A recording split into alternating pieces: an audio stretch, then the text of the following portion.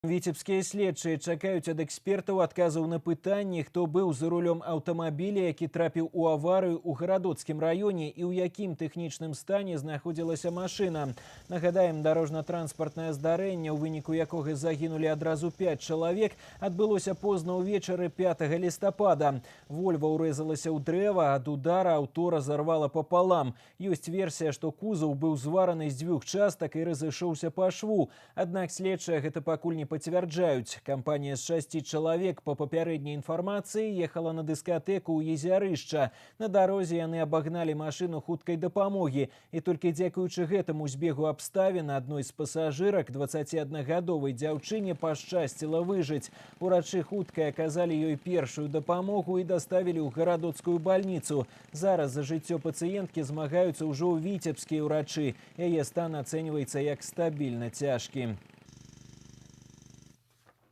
Назначена судебно-автотехническая экспертиза, судебно-медицинские экспертизы, генетическая и биологическая экспертиза, которые в том числе ответят на вопросы, находились ли люди, которые переезжали в этой машине, в состоянии алкогольного или наркотического опьянения, кто был за рулем, а также каково было состояние транспортного средства.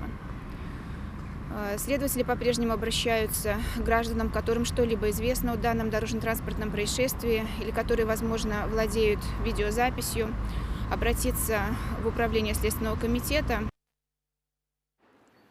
Па дадзеным факце ўзбуджана крымінальная справа. Следча-аператыўная група працавала на месцы аварыі амаль суткі. Іх работу каардынаваў асабіста начальнік управлення Владимир Шалухін. Сярод загінуўшых 4 мужчын – 23, 24, 26, 30 гадоў і 19гадовая дзяўчына.